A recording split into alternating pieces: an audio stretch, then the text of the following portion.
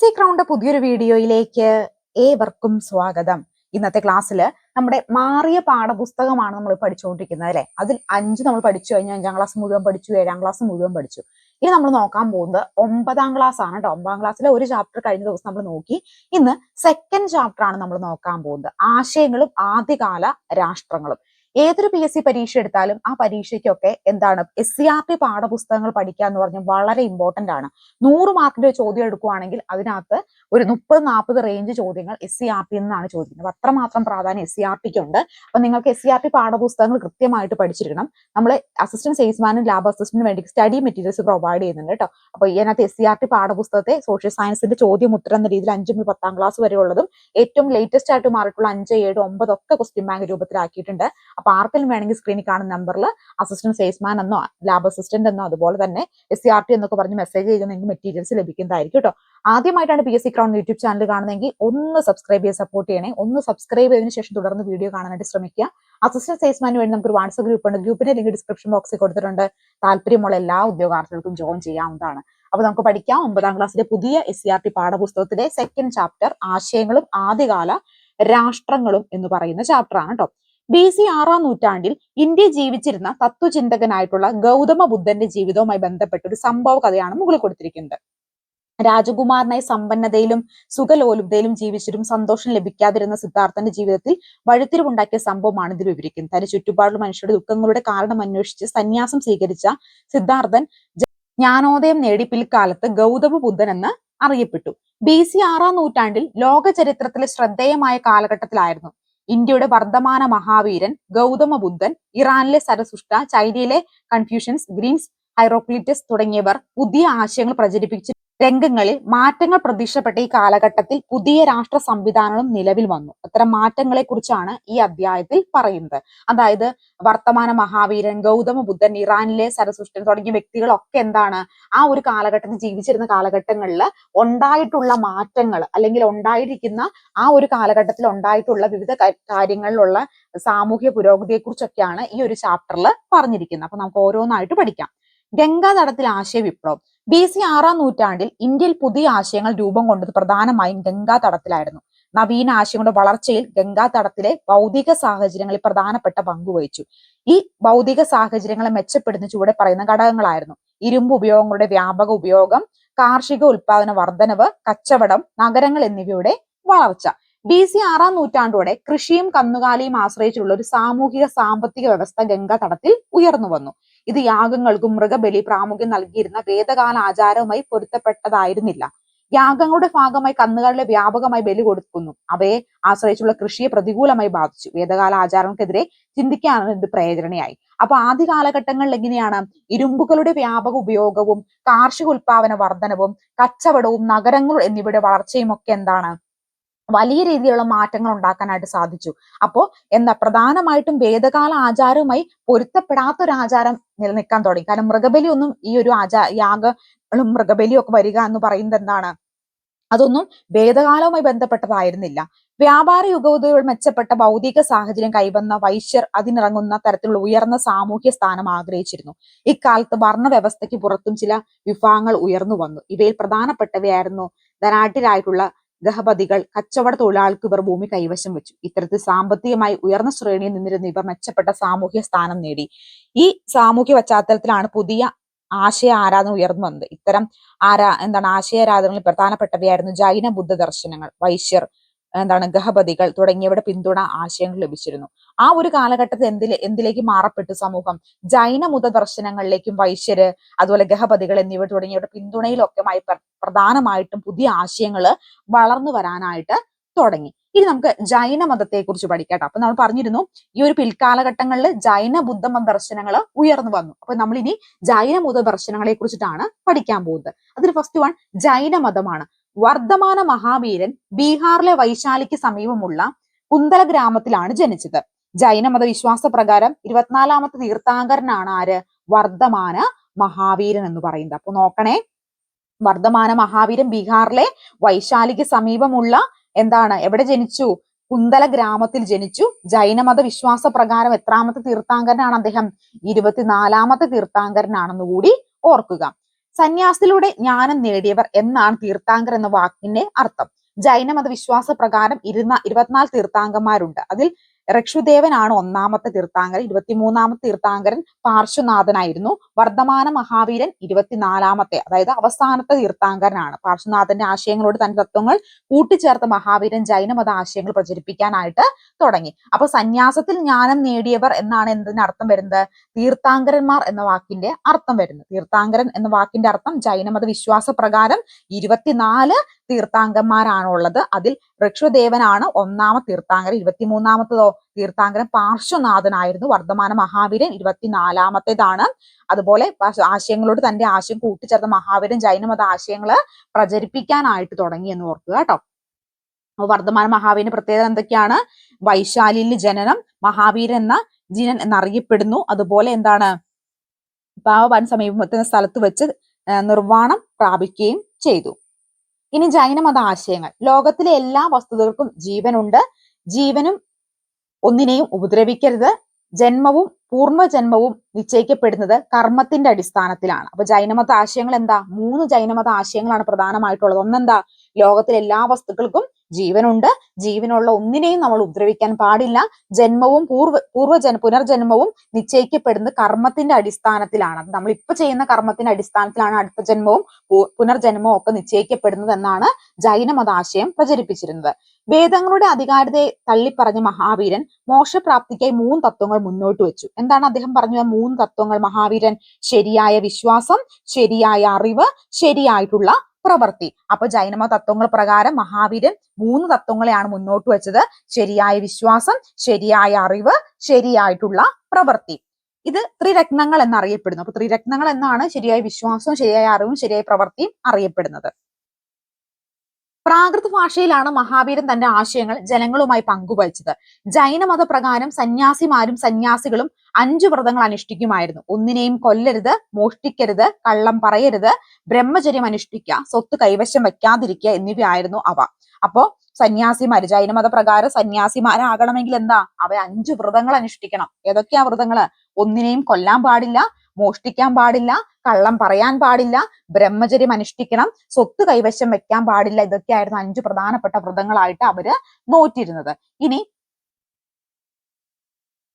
പിൽക്കാലത്ത് ജൈനമതത്തിൽ ശ്വേതാംബരന്മാരും ദിഗംബന്മാരും എന്നീ 2 വിഭാഗങ്ങൾ രൂപപ്പെട്ടു. ജൈനമതം ഊന്നൽ നൽകിയ അഹിംസ തത്വം ഇന്ത്യൻ തത്വചിന്തയെ സ്വാധീനിച്ചിട്ടുണ്ട്. അപ്പൊ ജൈനമതമാണ് അഹിംസ എന്ന് പറയുന്ന കോൺസെപ്റ്റ് ആദ്യമായിട്ട് കൊണ്ടുവരുന്നതെന്ന് ഓർക്കുക. കേരളവും ജൈനമതവും. ഇന്ത്യയിൽ വിവിധ ഭാഗങ്ങളിൽ പ്രചരിച്ച ജൈനമതം കേരളത്തിൽ പ്രചാരത്തിൽ ഉണ്ടായിരുന്നത് വയനാട് കേരളത്തിൽ പ്രധാനപ്പെട്ട ജൈനമത കേന്ദ്രമായിരുന്നു. ജൈനമത ശേഷിപ്പുള്ള ക്ഷേത്രങ്ങൾ ഇപ്പോഴും കേരളത്തിൽ നിലനിൽക്കുന്നുണ്ട്. അപ്പൊ കേരളത്തിൽ ഏറ്റവും പ്രധാനപ്പെട്ട ജൈനമതം സ്വീകരിച്ചിരുന്ന ഒരു ജില്ല എന്ന് പറയുന്നത് ഏതായിരുന്നു? അത് വയനാടാണെന്ന് ഓർക്കുക കേട്ടോ. ബുദ്ധന്റെ ഉപദേശങ്ങളും തത്വങ്ങളും വളരെ ലളിതമായി പ്രയോഗ്യമായിരുന്നു. വേദങ്ങളെയും യാഗങ്ങളെയും ജാതി വ്യവസ്ഥയും അദ്ദേഹം നിരാകരിച്ചു. ഗംഗാ തടത്തിൽ പുതിയ സാഹചര്യങ്ങൾക്ക് ഇണങ്ങുന്ന അദ്ദേഹം മുന്നോട്ട് വെച്ച അഹിംസ എന്ന ആശയം എന്താണ്? കാർഷിക വൃത്തിയിൽ കൃഷിക്ക് നിലമൊഴുക്കാനും കച്ചവട വസ്തുക്കളെ കൊണ്ടുപോകാനും കന്നുകാലികൾ ആവശ്യമായിരുന്നു. എന്നാൽ യാഗങ്ങളിൽ കന്നുകാലികൾ വ്യാപകമായി ബലി നൽകിയത് കൃഷിയെയും ചരക്കു നീക്കത്തെയും പ്രതികൂലമായി ബാധിച്ചു. യാഗങ്ങൾക്കെതിരെ അദ്ദേഹത്തിന്റെ നിലപാട് കാർഷിക വൃത്തിയിൽ ഏർപ്പെട്ടവരെ ആകർഷിച്ചു. സാധാരണക്കാരന്റെ ഭാഷയിൽ പാലിയിലാണ് ബുദ്ധൻ തന്റെ ആശയങ്ങൾ പ്രചരിപ്പിച്ചത്. അപ്പൊ നമ്മൾ പറഞ്ഞിരുന്നു ഈ ചാപ്റ്ററിന്റെ തുടക്കത്തില് മൃഗബലിയൊക്കെ ധാരാളമായിട്ട് യാഗങ്ങളുടെ ഭാഗമായിട്ട് നടത്തിയിരുന്നു. അപ്പൊ മൃഗബലി നടത്തുക എന്ന് പറഞ്ഞ പശുക്കളെയൊക്കെ ആയിരുന്നു ആ സമയത്ത് യാഗത്തിനായിട്ട് മൃഗബലി നടത്തിയിരുന്നത്. പശുക്കൾ എന്ന് പറയുന്നത് കാർഷിക വൃത്തിയുമായി ബന്ധപ്പെട്ട് കിടക്കുന്നതാണ് അല്ലെ. അപ്പോ കാർഷിക വൃത്തിയും ചരക്ക് നീക്കവും ഒക്കെ ഇത് മൃഗബലിയുമായി ബന്ധപ്പെട്ട് ഒരുപാട് പ്രതിസന്ധികൾ സൃഷ്ടിക്കുന്ന സമയത്ത് എന്താ ശ്രീബുദ്ധന്റെ എന്താ പ്രധാനപ്പെട്ട ഒരു ആശയം? അഹിംസയായിരുന്നു. അപ്പൊ അഹിംസയിൽ എങ്ങനെയാ മൃഗങ്ങളെ ജീവനുള്ള ഒന്നിനെയും ഉപദ്രവിക്കാൻ പാടില്ല എന്ന് പറയുന്നുണ്ട്. അപ്പൊ ഈ മൃഗങ്ങളെയൊക്കെ കൊല്ലുന്നതും ബലി കൊടുക്കുന്നതും ഒക്കെ അദ്ദേഹം എതിർത്തിരുന്നു. അതുകൊണ്ട് സാധാരണപ്പെട്ട കർഷകർക്ക് അദ്ദേഹത്തിന്റെ ആശയങ്ങളോട് ഇഷ്ടം തോന്നുകയും അതുപോലെ അദ്ദേഹത്തിന്റെ ആശയങ്ങൾ അദ്ദേഹം പ്രചരിപ്പിച്ചിരുന്നത് എല്ലാവർക്കും മനസ്സിലാകുന്ന പാലി ഭാഷയിലായിരുന്നു.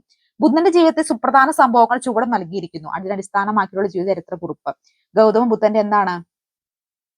സിദ്ധാർത്ഥൻ എന്നാണ് യഥാർത്ഥ പേര്. നേപ്പാളിലെ കലിപ വസ്തുവിലുള്ള ലിംബിയിലാണ് ജനിച്ചു. ബീഹാറിലെ ബുദ്ധഗമയിൽ വെച്ച് ബോധോദയം നേടി. സാരാനാഥിൽ വെച്ച് ആദ്യ പ്രഭാഷണം നടത്തി. അതുപോലെ എന്താണ്? കുശിനാരിയിൽ വെച്ച് എന്താ നിർവ്വാണം പ്രാപിച്ചു. അപ്പൊ ഇത്രയുമാണ് അദ്ദേഹത്തെ കുറിച്ചുള്ള പ്രധാനപ്പെട്ട കാര്യങ്ങൾ. അപ്പൊ അദ്ദേഹത്തിന്റെ തത്വങ്ങൾ എന്തൊക്കെയായിരുന്നു? പ്രധാനമായിട്ടുള്ള ബുദ്ധന്റെ തത്വങ്ങള് ജീവിതം ദുഃഖമയമാണ്. ജീവിതം എന്ന് പറഞ്ഞ എന്താണ്? ദുഃഖം. അപ്പൊ ബുദ്ധന്റെ തത്വങ്ങൾ എന്തൊക്കെയാണ്? ജീവിതം ദുഃഖമയമാണ്, ആശയാണ് ദുഃഖത്തിന് കാരണം. ശരിയാണോ? ഒരു പരിധിവരെ അദ്ദേഹം പറയുന്നത് ശരിയാണ് അല്ലെ? അതുപോലെ തന്നെ ആശയെ നശിപ്പിച്ചാൽ ദുഃഖം ഇല്ലാതാക്കാം, ഇതിന് അഷ്ടാംഗ മാർഗം അനുഷ്ഠിക്കണം എന്നാണ് പറയുന്നത്. അപ്പോൾ ജീവിതം എന്ന് പറഞ്ഞ എന്താണ്? അദ്ദേഹം ബുദ്ധന്റെ തത്വങ്ങളാണ് ഈ പറയുന്നത് കേട്ടോ. ജീവിതം എന്ന് പറഞ്ഞാൽ ദുഃഖമാണ്. ദുഃഖം എങ്ങനെയാ ഉണ്ടാകുന്നേ? നമ്മുടെ ആശയാണ് അല്ലെങ്കിൽ നമ്മുടെ ആഗ്രഹമാണ് ദുഃഖത്തിന് കാരണം എന്ന് പറയുന്നത്. അപ്പൊ നമ്മളൊരു കാര്യം ആഗ്രഹിക്കുന്നു, എന്താ പറയാ, നമുക്കൊരു വീട് വേണം നമ്മൾ ആഗ്രഹിക്കുന്നു. അപ്പൊ എന്താ, നമുക്ക് ആ വീട് ലഭിക്കുന്നില്ല. അപ്പൊ നമ്മുടെ ഒരു ആഗ്രഹം, ആശ എന്ന് പറയുന്നത് എന്താണ്? ഫോർ എക്സാമ്പിൾ പറയുന്നത് വീടാണ് നമ്മുടെ ആഗ്രഹം അല്ലെങ്കിൽ ആശ എന്ന് പറയുമ്പോൾ നമുക്കത് നേടാൻ ലഭിക്കില്ല. അയ്യോ, എനിക്ക് വീട് വെക്കാൻ കഴിഞ്ഞില്ലല്ലോ എന്നുള്ളതൊരു ദുഃഖമാണല്ലേ. അപ്പൊ ആശ, എനിക്ക് വീട് വെക്കാനുള്ള ആഗ്രഹമുള്ളത് അല്ലെങ്കിൽ ആശ ഉള്ളത് കൊണ്ടാണ് എന്റെ ദുഃഖം എന്തായി മാറുന്നത്? വീട് വെക്കാൻ കഴിയാത്ത ദുഃഖമായിട്ട് മാറുന്നത്. അപ്പൊ ഞാൻ അങ്ങനെ ഒരു ആശ ഇല്ല, എനിക്ക് വീട് വെക്കണം ഒരു ആഗ്രഹം ഇല്ല എന്നാ എന്താണ്? എന്റെ ദുഃഖം ഇല്ലാതാവും. കാരണം വീട് വെക്കാൻ ആഗ്രഹം ഇല്ലാത്തപ്പോ വീട് വെക്കണ്ട, അപ്പൊ നമുക്ക് ദുഃഖമില്ല. ഇതിന് ഇങ്ങനെയുള്ള കാര്യങ്ങൾ അനുഷ്ഠിക്കണം. എന്തിനെ അനുഷ്ഠിക്കണം? അഷ്ടാംഗ മാർഗം അനുഷ്ഠിക്കണം എന്നാണ് പറയുന്നത്. അഷ്ടാംഗ മാർഗം എന്ന് പറഞ്ഞാൽ എന്താ? ശരിയായിട്ടുള്ള വീക്ഷണം, ശരിയായിട്ടുള്ള ചിന്ത, ശരിയായ വാക്ക്, ശരിയായ പ്രവൃത്തി, ശരിയായ ജീവിതം, ശരിയായ പരിശ്രമം, ശരിയായ സ്മരണ, ശരിയായിട്ടുള്ള ധ്യാനം. ഇത്രയുമാണ് അഷ്ടാംഗ മാർഗം അനുഷ്ഠിക്കണം എന്ന് പറയുന്നത്. അതായത് ശരിയായ വീക്ഷണവും ചിന്തയും വാക്കും പ്രവൃത്തിയും ജീവിതവും പരിശ്രമവും സ്മരണയും ധ്യാനം ഒക്കെ എന്താണ് ആകും? ഇതൊക്കെ കൃത്യമായിട്ട് ജീവിതത്തിൽ അനുഷ്ഠിക്കണം. അതാണ് അഷ്ടാംഗ മാർഗം അനുഷ്ഠിക്കണം എന്ന് അദ്ദേഹം പറയാനുള്ള കാരണം. ഇനി സൂക്തങ്ങളെ കുറിച്ച് നോക്കാം. ബുദ്ധന്റെ ഭൗതിക അവശിഷ്ടങ്ങളോ ബുദ്ധൻ ഉപയോഗിച്ച വസ്തുക്കളോ അടക്കം ചെയ്ത സ്ഥലങ്ങളിൽ നിർമ്മിക്കുന്ന കെട്ടിടങ്ങളാണ് സൂക്തങ്ങൾ. അർത്ഥവൃത്താകൃതിയിലുള്ളവ നിർമ്മിക്കുന്നത്. കൊത്തുപണികളിൽ സമ്പന്നമാണ് സൂക്തങ്ങൾ. സാഞ്ചി, സാരാന്ന് എന്നിവിടങ്ങളിൽ സൂക്തങ്ങൾ പ്രശസ്തമാണ്. ബുദ്ധന്റെ പ്രചാരത്തിന് സന്യാസിമാർ സംഘങ്ങൾ രൂപീകരിക്കുകയും ജാതിലിംഗ പരിഗണന ഒന്നും കൂടാതെ എല്ലാവരെയും സംഘത്തിൽ ഉൾപ്പെടുത്തി സംഘത്തിലെ സ്ത്രീകൾ ഭിഷുണികൾ എന്നും പുരുഷന്മാർ ഭിഷുക്കൾ എന്നും അറിയപ്പെട്ടിരുന്നു. ഇനി മധ്യമാർഗം, ഒരു വ്യക്തിയെ കഠിനമായി സന്യാസം സ്വീകരിക്കുന്നതിനെ ബുദ്ധൻ വിലക്കുന്നു. അതുപോലെ ആർഭാട ജീവിതം നയിക്കുന്നതിനെയും ബുദ്ധൻ നിരാകരിക്കുന്നു. രണ്ടുമിടയിലുള്ള മധ്യമാർഗത്തെയാണ് ബുദ്ധൻ നിർദ്ദേശിക്കുന്നത്. അതായത് ഒരു വ്യക്തി നിർബന്ധമായിട്ട് സന്യാസം സ്വീകരിക്കണം എന്നില്ല. അദ്ദേഹത്തിന് ഇഷ്ടമാണെങ്കിൽ അദ്ദേഹത്തിന് സന്യാസം സ്വീകരിക്കാം. ഒരിക്കലും ഒരു വ്യക്തിയെ കഠിനമായിട്ട് പറഞ്ഞു കൊണ്ടുവന്ന് സന്യാസം സ്വീകരിക്കരുതെന്നായിരുന്നു അദ്ദേഹത്തിന്റെ ഒരു ചിന്താധാരണ ഉണ്ടായിരുന്നത്. നദികൾ ഒഴുകി സമുദ്രത്തിൽ എത്തുന്നതോടെ ഒന്നാവുകയും അവയുടെ പേരുകൾ നഷ്ടമാവുകയും ചെയ്യുന്നത് പോലെ ഒരാൾ ബുദ്ധ സന്യാസി സംഘത്തിൽ അംഗമാകുന്നതോടെ അയാളുടെ ജാതിയും പദവിയും കുടുംബവും മറക്കുന്നു എന്നാണ് സന്യാസത്തെ പറ്റി ബുദ്ധൻ പറഞ്ഞിട്ടുള്ളത്. അപ്പൊ പറഞ്ഞത് ഇവിടെ സ്ത്രീകൾക്കും പുരുഷനും വേറെ വകഭേദങ്ങളൊന്നും ഉണ്ടായിരുന്നില്ല. സന്യാസത്തിലേക്ക് ആർക്ക് വേണമെങ്കിലും കടന്നു വരാം. പക്ഷെ ഒരു വ്യക്തി സന്യാസം സ്വീകരിച്ച് ശ്രീബുദ്ധന്റെ അഭിപ്രായ പ്രകാരം കടന്നു വരികയാൽ ഒരിക്കലും അദ്ദേഹം നിർബന്ധിച്ച് കടന്നു വരാൻ സാധിക്കില്ല. പൂർണ്ണ മനസ്സോടും സമ്മതത്തോടും കൂടി കടന്നു വരണം. അതുകൊണ്ടാണ് അദ്ദേഹം പറയുന്നത് നദികൾ ഒഴുകി സമുദ്രത്തിൽ എത്തിച്ചേരുന്നതോടെ ഒന്നാകുന്നു, പിന്നെ അവരുടെ പേര് നഷ്ടമാവുകയും അതുപോലെ ഒരാൾ ബുദ്ധ സന്യാസിയായിട്ട് അംഗമാകുന്നു, അയാളുടെ ജാതിയും പദവിയും കുടുംബവും ഒക്കെ എന്താണ് ഇല്ലാതാകുന്നു എന്ന് അദ്ദേഹം പറയാൻ കാരണം. പിൽക്കാലത്ത് ബുദ്ധമത യാനമെന്നും ഹീനയാനമെന്നും രണ്ടായി പിരിഞ്ഞു. അപ്പൊ കുറെ കാലം കഴിഞ്ഞപ്പോൾ ഈ ബുദ്ധ മതം എന്തായിട്ട് പിരിഞ്ഞു? ബുദ്ധമതം മഹായാനമെന്നും അതുപോലെ ഹീനയാനം, മഹായാനം ഹീനയാനം എന്ന് പറഞ്ഞ് കുറെ കാലഘട്ടം കഴിഞ്ഞപ്പോ ഈ ബുദ്ധമത വിശ്വാസികൾ തന്നെ രണ്ട് ഡിവിഷനായിട്ട് മാറുകയുണ്ടായി. മഹായാനക്കാർ ബുദ്ധനെ ദൈവമായിട്ട് ആരാധിച്ചിരുന്നു. മഹായാനക്കാർ എന്ത് ചെയ്തു? ബുദ്ധൻ ദൈവമാണെന്ന് ആരാധിച്ചിരുന്നു. അതുപോലെ തന്നെ ബുദ്ധമതം ഇന്ത്യയിൽ സംസ്കാരം നിരവധി സംഭാവന നൽകിയിട്ടുണ്ട്. ബുദ്ധമത സംഘത്തിന്റെ പ്രവർത്തന രീതി സമൂഹത്തിൽ ജനാധിപത്യ ബോധവും മൂല്യബോധവും വളർത്തുന്നതിന് സഹായകമായി. ഒരുപാട് സംഭാവന ബുദ്ധമതം നമ്മുടെ ഇന്ത്യയിലേക്ക് അല്ലെങ്കിൽ ലോകത്തിന് നൽകിയിട്ടുണ്ടെന്ന് കൂടി ഓർക്കുക. ലോകം ഇന്ത്യയെ അറിയുന്നു. പ്രാചീന ലോകം ഇന്ത്യയെ തിരിച്ചറിയുന്നത് ബുദ്ധമതത്തിലൂടെയാണ്. China, Japan, Burma, Tibet, Afghanistan, തെക്കുകിഴക്കൻ ഏഷ്യ, ശ്രീലങ്ക തുടങ്ങിയ പ്രദേശങ്ങളിൽ ബുദ്ധമതം പ്രചരിച്ചിരുന്നു. കേരളവും ബുദ്ധമതവും. ബുദ്ധവിശ്വാസികൾ കേരളത്തിൽ പ്രചാരത്തിൽ ഉണ്ടായിരുന്ന പുരാതന തമിഴ് കൃതിയായിട്ടുള്ള മണിമേഖലയിലെ നായികയായ മണിമേഖല ബുദ്ധമതം സ്വീകരിക്കുന്നതായാണ് പറയുന്നത്. കേരളത്തിൽ വിവിധ സ്ഥലങ്ങളിൽ ഇന്നും ബുദ്ധമത പ്രതിമകളും മറ്റു ചില ശേഷികളും ലഭിച്ചിട്ടുണ്ട്. മലയാളത്തിലെ ചില വാക്കുകളും സ്ഥലനാമങ്ങളും ബുദ്ധമത സ്വാധീനത്തെ സൂചിപ്പിക്കുന്നതാണ്. അപ്പൊ കേരളത്തിലും ബുദ്ധമതം പ്രചാരത്തിലുണ്ടായിരുന്നു. ഇന്ത്യയെ മറ്റുള്ള രാജ്യങ്ങൾ പ്രധാനമായിട്ട് തിരിച്ചറിയുന്ന ബുദ്ധമതം വെച്ചുകൊണ്ടാണെന്ന് കൂടി ഓർക്കുക. ഇനി ഭൗതിക ആശയധാരകൾ ഉയർന്നു വന്നതും പ്രാചീന കാലം മുതൽ ഇന്ത്യൻ സംസ്കാരത്തിന്റെ പ്രധാന പ്രത്യേകത. BC 6-ാം നൂറ്റാണ്ടിൽ നിരവധി ആശയധാരകൾ രൂപപ്പെട്ടു. അവയിൽ ഒന്നായിരുന്നു ഭൗതികവാദം. അജിത കശംകളിൽ ആയിരുന്നു ചിന്താധാരയുടെ പ്രവാചകൻ. അദ്ദേഹത്തിന് ബുദ്ധന്റെ സമകാലീനായിരുന്നു. എല്ലാ മതാനുഷ്ഠാനങ്ങളും അർത്ഥശൂന്യമാണെന്നും ഇഹലോകം പരലോകം എന്നില്ലെന്ന് അദ്ദേഹം അഭിപ്രായപ്പെട്ടു. ഭൗതികവാദികൾ അങ്ങനെ പറഞ്ഞു. മനുഷ്യൻ 4 ഘടകങ്ങളിൽ നിർമ്മിതമാണ്. അവർ മരിക്കുമ്പോൾ അവരിൽ ഖരാംശം ഭൂമിയിൽ ലയിക്കുന്നു, ദ്രാവംശം വെള്ളത്തിലൂടെ, ചൂട് തീയിലും. ഇനി നമുക്ക് ഭൗതികവാദം എന്താണെന്ന് നോക്കാം. വ്യത്യസ്ത ആശയധാരകൾ ഉയർന്നു വന്നതാണ് പ്രാചീന കാലം മുതലുള്ള ഇന്ത്യൻ സംസ്കാരത്തിന്റെ പ്രധാന പ്രത്യേകത. അപ്പോൾ നമുക്കറിയാം ഇന്ത്യൻ സംസ്കാരം എടുക്കുമ്പോൾ ഒരുപാട് ആശയങ്ങൾ നമുക്ക് കാണാനായിട്ട് സാധിക്കും.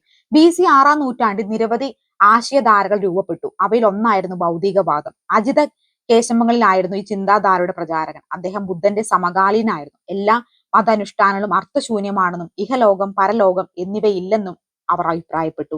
ഭൗതികവാദികൾ ഇങ്ങനെ പറഞ്ഞു: മനുഷ്യൻ 4 ഘടകങ്ങൾ നിർമ്മിതമാണ്. അവൻ മരിക്കുമ്പോൾ അവരിലെ ഖരാംശം ഭൂമിയിൽ ലയിക്കുന്നു, ദ്രാവാംശം വെള്ളത്തിലും, ചൂട് തീയിലും, ശ്വാസം വായുവിലും, ഇന്ദ്രിയങ്ങൾ ശൂന്യ അന്തരീക്ഷത്തിലും ലയിക്കുന്നു. അപ്പൊ മരിച്ചു കഴിഞ്ഞ പരലോകത്തേക്ക് പോകുന്നത് എന്നൊരു കോൺസെപ്റ്റ് ഇല്ല എന്നാണ് ഈ ഒരു ഭൗതികവാദം പറയുന്നത്. ഇതിനകത്ത് എന്താണ് പറയുന്നത്? നമ്മൾ മരിച്ചു കഴിഞ്ഞാൽ നമ്മുടെ ശരീരം തന്നെ എന്തായി മാറുന്നു? ഖരാംശം ഭൂമിയിൽ ലയിക്കുകയും ദ്രാവകാംശം വെള്ളത്തിലും, ചൂട് തീയിലും, ശ്വാസം വായുവിലും, ഇന്ദ്രിയങ്ങൾ ശൂന്യ അന്തരീക്ഷത്തിലും ഒക്കെ ആയിട്ട് ലയിച്ചില്ലാതായി തീരുന്നു എന്നാണ് ഭൗതികവാദം പറയപ്പെടുന്നത്. ഇനി മഹാജനപദങ്ങൾ അഥവാ ആദികാല രാഷ്ട്രങ്ങൾ നോക്കാം. ഏകദേശം 2300 വർഷങ്ങൾക്ക് മുമ്പ് രചിക്കപ്പെട്ട ബുദ്ധകൃതിയായിട്ടുള്ള ദീർഘനയിലെ വാംജി എന്ന രാഷ്ട്രത്തെ പറ്റി, അതായത് മഹാജനപദം, ബുദ്ധൻ പറഞ്ഞ കാര്യങ്ങൾ മുകളിൽ കൊടുത്തിരിക്കുന്നത്. ജനപദം എന്നാൽ ജനം അധിവസിച്ച സ്ഥലം എന്നാണ് അർത്ഥം. തീ ഉപയോഗിച്ച് കാടുകൾ കത്തിച്ച് കൃഷിയിടങ്ങളും താമസ മേഖലയും രൂപപ്പെടുത്തി അവിടെ ജനങ്ങൾ സ്ഥിരമായി താമസിച്ചു. അങ്ങനെയാണ് ജനപദങ്ങൾ നിലനിൽക്കുന്നത്. പിൽക്കാല വേദങ്ങളിൽ വിവിധ ജനപദങ്ങളെ പറ്റി പരാമർശിക്കുന്നുണ്ട്. BC 6-ാം നൂറ്റാണ്ടിൽ ഇന്ത്യയിൽ ഉണ്ടായിരുന്ന നിരവധി രാഷ്ട്രങ്ങൾ ഒന്നായിരുന്നു വാഞ്ചി. ഈ രാഷ്ട്രങ്ങളുടെ രൂപീകരണം എങ്ങനെയായിരുന്നു പരിശോധിക്കാം. വേദകാലഘട്ടത്തിൽ ഗോത്ര സാമൂഹ്യ വ്യവസ്ഥയാണ് നിലനിന്നിരുന്നത്. അവ ജന എന്നാണ് അറിയപ്പെടുന്നത്. കൃഷി വ്യാപകമായതോടെ ഈ ഗോത്ര സമൂഹങ്ങൾ ഒരിടത്ത് സ്ഥിര താമസിക്കാൻ തുടങ്ങി. അവ ജനപദങ്ങൾ എന്ന് അറിയപ്പെട്ടു. ജനപദങ്ങളിൽ കാർഷിക മിച്ചോൽപാദനം കച്ചവടത്തിന്റെയും നഗരങ്ങളുടെയും വളർച്ചയ്ക്ക് നയിച്ചു. കച്ചവടത്തിന് വ്യത്യസ്ത കരകൗശല വസ്തുക്കളുടെ നിർമ്മാണ കേന്ദ്രങ്ങളായി നഗരങ്ങൾ മാറി. ഇത്തരത്തിൽ വ്യത്യസ്തമായ സാമ്പത്തിക പ്രവർത്തനങ്ങൾ ഏകോപിപ്പിക്കാനും ക്രമപ്പെടുത്താനും ചില നിയന്ത്രണങ്ങൾ ആവശ്യമായിരുന്നു. ഈ പശ്ചാത്തലത്തിൽ ഗോത്രങ്ങളെ അടിസ്ഥാനമാക്കി ഭരണവ്യവസ്ഥ അപ്രത്യക്ഷമായി. കൃഷിയോടും മണ്ണിനോടുമുള്ള ഇടപിരിയാത്ത ബന്ധം ഇക്കാലത്ത് വളർന്നു വന്നു. ഇത് അവരുടെ പ്രദേശം കാഴ്ചപ്പാട് രൂപപ്പെടുത്തി. ഇങ്ങനെ രാഷ്ട്ര രൂപീകരണം യഥാർത്ഥമായി തീർന്നു.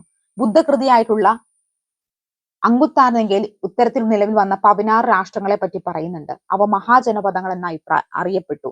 മേൽ വിവരിച്ച മാറ്റങ്ങൾ ചരിത്രക്കാർ 2ാം നഗരവൽക്കരണം എന്നാണ് വിശേഷിപ്പിച്ചത്. അപ്പൊ മഹാജനപദങ്ങൾ എന്ന് പറഞ്ഞാൽ എന്താണ്? 16 രാഷ്ട്രങ്ങളെ പറ്റിയാണ് പറയപ്പെടുന്നതെന്ന് കൂടി ഓർക്കുക കേട്ടോ. മഹാജനപതി ഭരണ സംവിധാനം. സമകാല കൃതികളെ മഹാജനപതികളിൽ ഭരണ സമ്പ്രദായത്തെ കുറിച്ച് ചില വിവരങ്ങൾ നൽകുന്നുണ്ട്. അക്കാലത്ത് കാര്യക്ഷമമായ നികുതി പിരിവ് സമ്പ്രദായവും സ്ഥിര സൈന്യവും നിലനിൽക്കുന്നു. പാലി ഭാഷ രചിക്കപ്പെട്ട ഗ്രന്ഥങ്ങളിൽ കാണുന്ന ബലി എന്ന പദം നികുതിയാണെന്ന് അർത്ഥമാക്കുന്നു. ഭാഗ എന്ന് മറ്റുതരം നികുതിയായിരുന്നു. ധാന്യങ്ങൾ, കന്നുകാലികൾ എന്നിവയായിരുന്നു മുഖ്യമായ നികുതിയായി നൽകിയിരുന്നത്. വനങ്ങളിൽ താമസിച്ചിരുന്നവ വനവിഭവങ്ങൾ നികുതിയായി നൽകിയപ്പോൾ കരകൗശല തൊഴിലാളികൾ നിശ്ചിത ദിവസം രാജാവിനായി ജോലി ചെയ്തു. ഭരണ നിർവഹണത്തിനായി ധാരാളം ഉദ്യോഗസ്ഥർ ഉണ്ടായിരുന്നു. ബ്രാഹ്മണ എന്ന കൃതിയിൽ രാജാവിനെ സഹായിച്ചിരുന്ന സന്യാസി, പുരോഹിതൻ, ബ്രാഹ്മണി എന്നിവരുടെ പരാമർശിക്കുന്നുണ്ട്. മഹാജനപദ കോട്ടകളും തലസ്ഥാന നഗരികളും ഉണ്ടായിരുന്നു. മഗധയുടെ വളർച്ച. 16 മഹാജനപദങ്ങൾ തമ്മിൽ അധികാരത്തിന് വേണ്ടി നിരന്തരം യുദ്ധങ്ങളിൽ ഏർപ്പെട്ടിരുന്നു. ഇതിൽ അന്തിമമായി വിജയിച്ചത് മഗധയായിരുന്നു. നല്ല മഴ ലഭിക്കുന്ന ഉൽപാദനക്ഷമതയുള്ള പ്രദേശമായിരുന്നു മഗധ. കൂടുതൽ ധാരാളം ഇരുമ്പ് നിക്ഷേപവും ഉണ്ടായിരുന്നു. അതിനാൽ ഉപകരണങ്ങളിൽ ആയുധങ്ങളും ആവശ്യമായ ഇരുമ്പ് അവിടെ തന്നെ ലഭ്യമായി. അക്കാലത്ത് യുദ്ധങ്ങൾ ആനകൾ പ്രധാന ഘടകമായിരുന്നു. മഗധയിൽ വനങ്ങൾ ആനകൾ യഥേഷ്ടം ഉണ്ടായിരുന്നു. ഇത് മഗധയുടെ യുദ്ധവിജയം ഉറപ്പാക്കി. ഗംഗയും അതിന്റെ പോഷക നദികളും ചരക്ക് ഗതാഗത സൗകര്യങ്ങൾ ഉറപ്പുവരുത്തുകയും ചെയ്തു. ബിംബിസാരൻ, അജാംഗശത്രു തുടങ്ങിയ കഴിവുറ്റ ഭരണാധികാരികളും മഗധയിൽ ഉണ്ടായിരുന്നു. മഗധ എന്ന് പറയുന്നത് ശക്തമായിട്ടുള്ള സാമ്രാജ്യമായിട്ട് വളരാൻ തന്നെ കാരണം എന്തായിരുന്നു?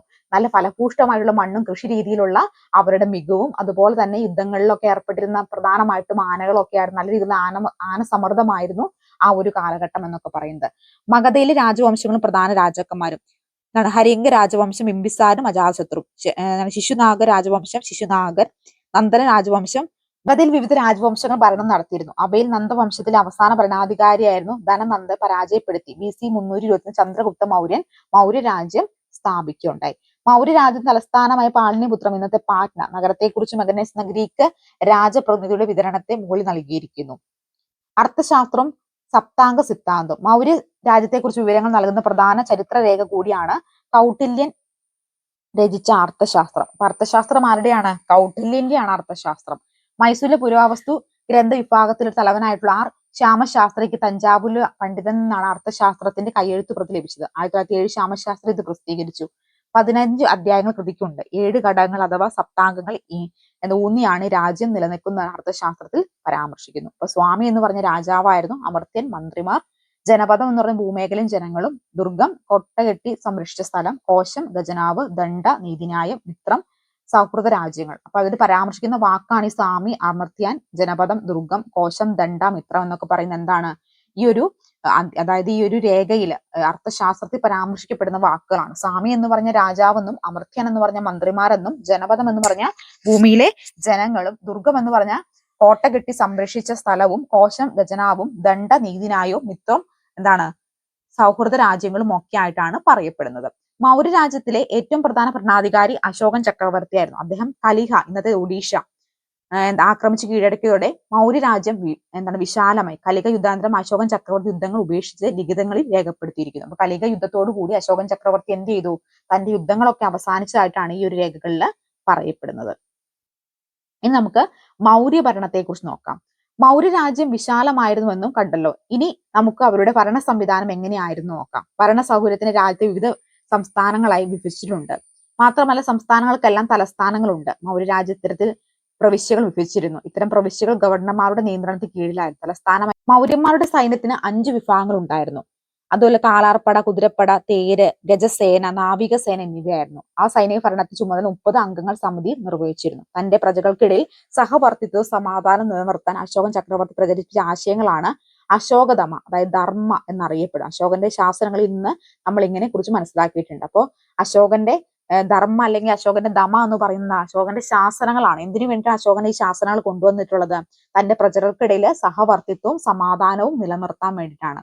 അപ്പോ എന്താണ് അശോകൻ ധർമ്മത്തിൽ പറയുന്നത്? മറ്റു മതവിശ്വാസികളോട് സഹിഷ്ണുത കാണിക്കുക, മുതിർന്നവരെയും ഗുരുക്കന്മാരെയും ബഹുമാനിക്കുക, അടിമകളോടും രോഗികളോടും ദയ കാണിക്കുക. അപ്പൊ അശോകന്റെ ധർമ്മത്തിൽ പറയുന്നത് മറ്റു മതവിശ്വാസികളോട് എന്താണ് സഹിഷ്ണുത പാലിക്കുകയും മുതിർന്നവരെയും ഗുരുക്കന്മാരെയും ബഹുമാനിക്കുകയും അടിമകളോടും രോഗികളോടും ദയ കാണിക്കുകയും ചെയ്യുക. വിശാലമായ രാജ്യത്തിന്റെ കാര്യക്ഷമ ഭരണത്തിനും വിവിധ സാമൂഹ്യ വിഭാഗങ്ങൾ യോജിപ്പിച്ച് നിർത്തുന്നതിനും വേണ്ടി നയമാണ് അശോകൻ ധർമ്മയിലൂടെ പ്രചരിപ്പിച്ചിരുന്നത്. കച്ചവടത്തിന്റെ വളർച്ച. ഇന്ത്യ പ്രചാരത്തിലുണ്ടായിരുന്ന ആദ്യകാല നാണയങ്ങളാണ് ഈ ഒരു ചിത്രത്തിൽ കാണിക്കുന്നത്. മുദ്രിങ്കിത നാണയങ്ങൾ എന്നാണ് ഇത് പറയപ്പെടുന്നത്. വെള്ളിയിലും ചെമ്പിലുമാണ് നിർമ്മിക്കുന്നത്. കച്ചവടത്തിൽ നാണയം ഉപയോഗിച്ചിരുന്നെന്നാണ് പറയുന്നത്. കരവഴിയും കടൽ വഴിയും നദികൾ വഴിയും സാധനം കൊണ്ടുപോയിരുന്നു. ധാന്യങ്ങൾ, തുണിത്തരങ്ങൾ, ലോഹം തുടങ്ങിയവയാണ് പ്രധാന കച്ചവട വസ്തുക്കൾ. അക്കാലത്ത് പുസ്തകങ്ങളിൽ പരാമർശിക്കപ്പെടുന്ന സേത്, സത്തവാഹകൾ എന്നീ പദങ്ങൾ കച്ചവടക്കാർ സൂചിപ്പിച്ചിരിക്കുന്നുണ്ട്.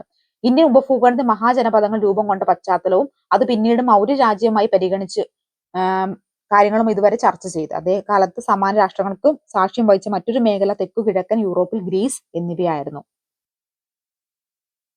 ഗ്രീസ് പൊതു സുരക്ഷയ്ക്കും ഭരണത്തിനുമായി ഗ്രാമങ്ങൾ ഒന്നിച്ചു നിന്ന് അവ നഗര രാഷ്ട്രങ്ങൾ എന്നറിയപ്പെട്ടു. ഒരു നഗര ചുറ്റുമുള്ള കാർഷിക ഗ്രാമങ്ങൾ ഉൾപ്പെട്ടതായിരുന്നു നഗരരാഷ്ട്രം. കുന്നുകളും പർവ്വതങ്ങളും ഈ നഗരരാഷ്ട്രങ്ങൾക്ക് പ്രകൃതിദത്തമായ അതിർത്തികൾ നൽകി. ചില നഗരരാഷ്ട്രങ്ങൾ ദ്വീപുകളായിരുന്നു. ഉയർന്ന കുന്നുകൾക്ക് മീതെയായി നഗരങ്ങൾ. തലസ്ഥാനം ഏതൻസ്, സ്പാർട്ട, കൊറിന്ത്, ദീബീസ് എന്നിവയായിരുന്നു ഗ്രീസിലെ പ്രധാന നഗരരാഷ്ട്രങ്ങൾ. ജനാധിപത്യ വഴിയിൽ ഏതൻസ്. 2500 വർഷങ്ങൾക്ക് മുമ്പ് ഗ്രീസിലെ ഏതൻസ് നിലനിന്നിരുന്ന ഭരണ സമ്പ്രദായം ആധുനിക ജനാധിപത്യത്തോട് സമാനമായ ഒന്നായിരുന്നു. ഇത് മറ്റു നഗരരാഷ്ട്രങ്ങളുടെ ഭരണരീതികളിൽ നിന്ന് വ്യത്യസ്തമായിരുന്നു. അടിമകളല്ലാത്ത 30 വയസ്സുള്ള എല്ലാ പുരുഷന്മാരും പൗരന്മാരെ കണക്കാക്കിയിരുന്നു. ഈ പൗരന്മാർ ഉൾപ്പെട്ട ഒരു സമിതിയായിരുന്നു പ്രധാന കാര്യം തീരുമാനിച്ചുകൊണ്ടിരുന്നത്. ഇതിനായി വർഷത്തിൽ 4 തവണ അവർ യോഗം ചേർന്നിരുന്നു. സ്ത്രീകൾ, കരകൗശല തൊഴിലാളികൾ, കച്ചവടക്കാർക്കായി പ്രവർത്തിച്ച BC 6-ാം നൂറ്റാണ്ട് ചരിത്രത്തിൽ സുപ്രധാനമായ മാറ്റങ്ങൾക്ക് സാക്ഷ്യം വഹിച്ച കാലമായിരുന്നു. ജനജീവിതത്തിന്റെ വിവിധ മേഖലകളിൽ അക്കാലത്ത് മാറ്റങ്ങൾ ഉണ്ടായി. ഭൗതിക ജീവിതത്തിലെ മാറ്റങ്ങൾ രാഷ്ട്രീയ രംഗത്തും ചിന്താമണ്ഡലത്തിലും പ്രതിഫലിച്ചു. അങ്ങനെയാണ് അക്കാലത്ത് പുത്തൻ ആശയങ്ങൾ രൂപപ്പെട്ടത്. പിൽക്കാലത്ത് മാനവ ചരിത്രത്തിൽ നിർണായകമായ സ്വാധീനം ചെലുത്തുകയും ഇത് ചെയ്തിട്ടുണ്ട്. BC 6-ാം നൂറ്റാണ്ട് ഭൗതിക രംഗത്തെ മാറ്റങ്ങൾ, ആശയധാര മാറ്റങ്ങൾ, അത് ബുദ്ധമതവും ജൈനമതവും ഭൗതികവാദവുമായിരുന്നു. ഇരുമ്പ് ഉപയോഗം എങ്ങനെയാണ്? കാർഷിക പുരോഗതി, രാഷ്ട്ര പുരോഗതി, ജനപദങ്ങൾ, ഗ്രീസിലെ നഗര രാഷ്ട്രങ്ങൾ. കാർഷിക പുരോഗതി, മിച്ചോൽപാദനവും കച്ചവടവും നഗരങ്ങളും ഒക്കെ ഉണ്ടായിരുന്നു. ജനപദങ്ങളിലും മഹാജനപദങ്ങളിലും എന്ന് പറഞ്ഞ മഗധയും മൗര്യരാജ്യവുമായിരുന്നു. രാഷ്ട്രങ്ങൾ എന്ന് പറഞ്ഞ അലക്സാണ്ടറുടെ സാമ്രാജ്യമായിരുന്നു രാഷ്ട്രമായിട്ട് കണക്കാക്കിക്കൊണ്ടിരുന്നത്. അപ്പൊ ഈ ഒരു ചാപ്റ്റർ പ്രധാനമായിട്ടും എന്താ, ശ്രീബുദ്ധനെ കുറിച്ചും മൗര്യ സാമ്രാജ്യത്തെക്കുറിച്ചും ആ ഒരു കാലഘട്ടത്തിലെ സാമൂഹ്യ ജീവിതത്തെക്കുറിച്ചും ഒക്കെയാണ് പറഞ്ഞു വെക്കുന്നത്. അപ്പൊ നമ്മൾ SCRT-യുടെ 9ാം ക്ലാസ്സിലെ സെക്കൻഡ് ചാപ്റ്റർ കൂടി കംപ്ലീറ്റ് ആക്കിയിരിക്കുകയാണ്. ആദ്യമായിട്ടാണ് PSC Cloud യൂട്യൂബ് ചാനൽ കാണുന്നതെങ്കിൽ ഒന്ന് സബ്സ്ക്രൈബ് ചെയ്ത് സപ്പോർട്ട് ചെയ്യാൻ മറക്കല്ലേ. അതുപോലെ അസിസ്റ്റന്റ് സെയിൽസ്മാന്റെ ഗ്രൂപ്പ് ഉണ്ട്. നമുക്ക് ഗ്രൂപ്പിന്റെ ലിങ്ക് ഡിസ്ക്രിപ്ഷൻ ബോക്സിൽ കൊടുത്തിട്ടുണ്ട്. താല്പര്യമുള്ള എല്ലാ ഉദ്യോഗാർത്ഥികളും ജോയിൻ ചെയ്യാവുന്നതാണ്. ഇത്രയും വലിയ ചാപ്റ്റേഴ്സ് പഠിക്കാനുള്ള ബുദ്ധിമുട്ടുണ്ടെങ്കിൽ നമ്മളിതെല്ലാം ക്വസ്റ്റ്യൻ ബാങ്ക് രൂപത്തിൽ ചോദ്യം ഉത്തരം എന്ന രീതിയിലാക്കിയിട്ടുണ്ട്. ആർക്കെങ്കിലും വേണമെങ്കിൽ SCRT എന്ന് പറഞ്ഞ് വാട്സ്ആപ്പ് മെസ്സേജ് ചെയ്താൽ മതിയോ. നിങ്ങൾ എല്ലാവരും നിങ്ങൾക്ക് ഈ മെറ്റീരിയൽസ് ആവശ്യമുണ്ടെങ്കിൽ ദയവ് ചെയ്ത് വാട്സ്ആപ്പ് മെസ്സേജ് ചെയ്യുക. കോൾ ചെയ്യാതിരിക്കുക കേട്ടോ. കോൾ ചെയ്യുമ്പോൾ ക്ലാസ് എടുത്തുകൊണ്ടിരിക്കുകയാണ്, വളരെ ബുദ്ധിമുട്ടുണ്ടാക്കുന്നുണ്ട്. അത് എത്ര പേരോട് പറഞ്ഞിട്ടും അത് കോൾ ചെയ്യും. പിന്നെ ഒരുപാട് പേര് കോൾ ചെയ്യുന്നുണ്ട്. കോൾ ചെയ്യരുത്, വാട്സപ്പ് മെസ്സേജ് ആണ് കേട്ടോ ചെയ്യേണ്ടത്. സ്ക്രീനിൽ കാണുന്ന നമ്പറിലാണ് വാട്സപ്പ് മെസ്സേജ് ചെയ്യേണ്ടത്. അസിസ്റ്റന്റ് സെയിൽസ്മാൻ, ലാബ് അസിസ്റ്റന്റ് ഒക്കെ മെറ്റീരിയൽസ് ലഭ്യമാണ്, വേണ്ടവരൊക്കെ മെസ്സേജ് ചെയ്യുക കേട്ടോ. അടുത്തൊരു വീഡിയോയുമായി കാണാം. Thank you so much.